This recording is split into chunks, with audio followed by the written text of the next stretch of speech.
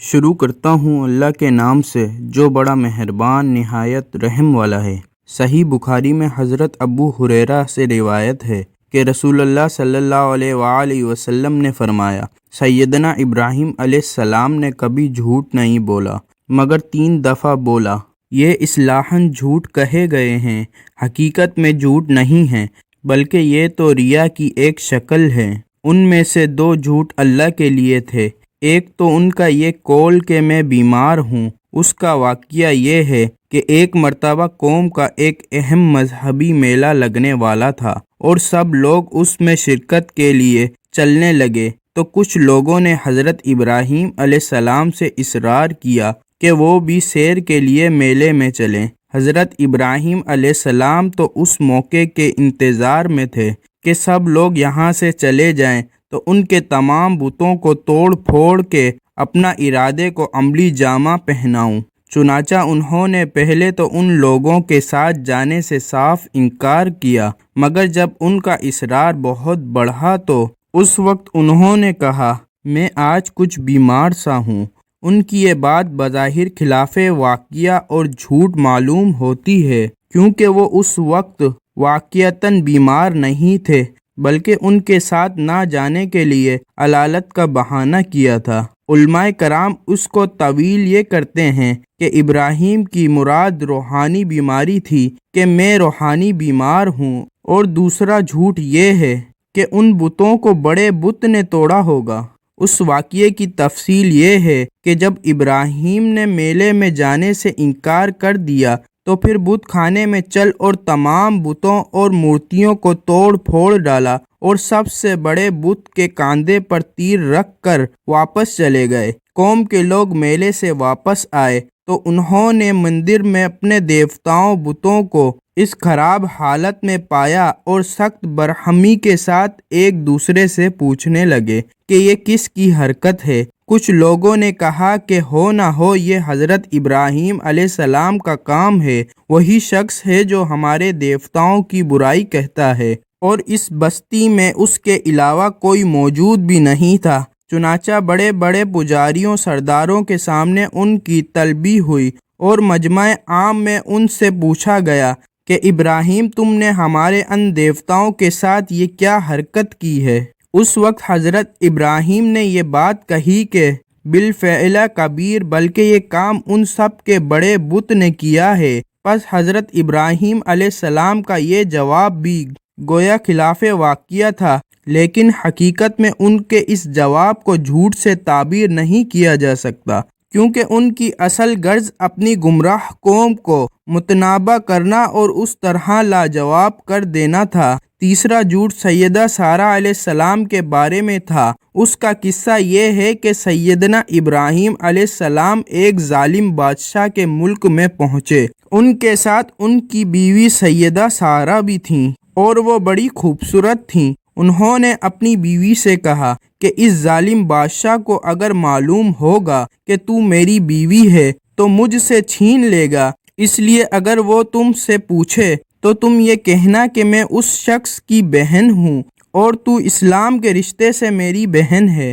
کیونکہ ہم سب آدم کی اولاد ہیں اور اسلامی رشتے کے لحاظ سے بہن بھائی ہیں۔ یہ کچھ جھوٹ نہ تھا، اس لیے کہ سارا دنیا میں آج میرے اور تیرے سوا کوئی مسلمان معلوم نہیں ہے۔ اس جابر حاکم کی ایک خاص عادت تھی کہ وہ کسی شخص سے اس کی بہن کو نہیں چھینتا تھا، لیکن شوہر سے اس کی بیوی کو ضرور لے لیتا تھا۔ علاوہ ازیں وہ حاکم مذہب کے اعتبار سے آتش پرست تھا، اور آتش پرستوں میں بہن اور بھائی کے رشتے کی ایک خصوصی اہمیت تھی، یہاں تک کہ بڑے سے بڑا بوال ہوش آتش پرست بھی کسی کی بہن پر بری نظر نہیں ڈال سکتا تھا، اور اپنے اس مذہبی اصول کا احترام کرتا تھا کہ جو عورت اپنے کی تولیت اور کفالت میں ہے، یا جس عورت کو کسی شخص نے اپنی بہن بتا دیا ہے، وہ ہر طرح سے محفوظ و مامون ہے، اور اس کا بھائی ہی اس کے بارے میں تمام تر حق اختیار رکھتا تھا۔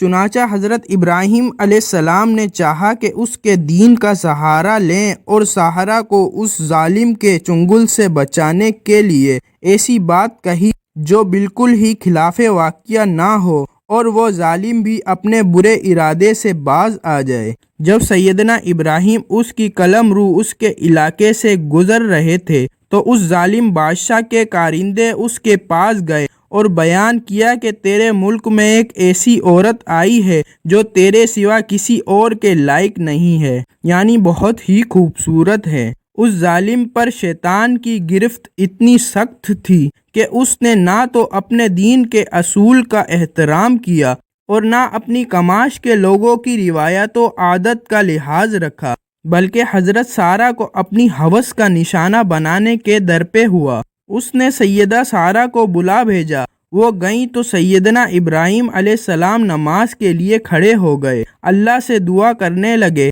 اس کے شر سے بچنے کے لیے، تاکہ اپنے پروردگار سے التجا کریں کہ اس کی قدرت کاملہ سارہ کی عزت کو محفوظ رکھے اور انہیں ترین پریشانی سے نجات دے۔ چنانچہ اللہ کے مقرب بندوں کی یہی عادت ہے کہ جب انہیں کوئی سخت پریشانی لاحق ہوتی ہے اور وہ رنج و مصیبت میں گھر جاتے ہیں تو نماز پڑھنے لگتے ہیں۔ تو اس نے بے اختیار اپنا ہاتھ ان کی طرف دراز کیا، لیکن فوراً اس کا ہاتھ سوکھ شل ہو گیا کہ میرا ہاتھ کھل جائے پھر میں تجھے نہیں ستاؤں گا۔ انہوں نے دعا کی، اس مردود نے پھر ہاتھ دراز کیا، پھر پہلے سے بھی بڑھ کر سوکھ شل گیا۔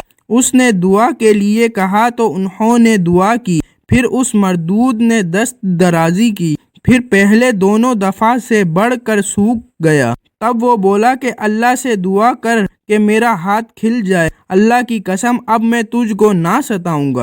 سیدہ سارہ نے پھر دعا کی، اس کا ہاتھ کھل گیا۔ تب اس نے اس شخص کو بلایا جو سیدہ سارہ کو لے کر آیا تھا اور اس سے بولا کہ تو میرے پاس شیطانی کو لے کر آیا، یہ انسان نہیں ہے، اس کو میرے ملک سے باہر نکال دے اور ایک لونڈی ہاجرہ اس کے حوالے کر دے۔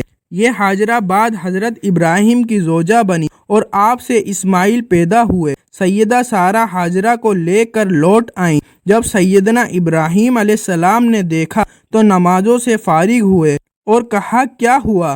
سارہ نے کہا بس کہ سب خیریت رہی، اللہ تعالیٰ نے اس بدکار کا ہاتھ مجھ سے روک دیا اور ایک لونڈی بھی دی۔ سیدنا ابو ہریرہ رضی اللہ تعالیٰ عنہ نے کہا کہ پھر یہی لونڈی یعنی ہاجرہ تمہاری ماں ہے اے بارش کے بچوں۔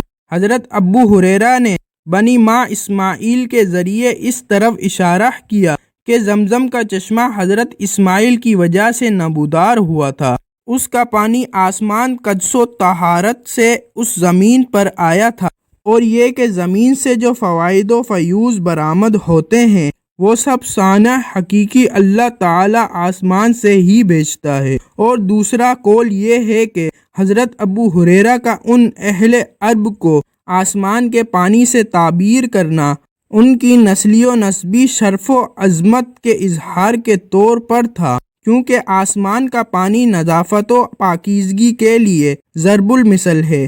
چنانچہ کہا جاتا ہے فلاں شخص آسمان کے پانی سے زیادہ پاک و صاف ہے۔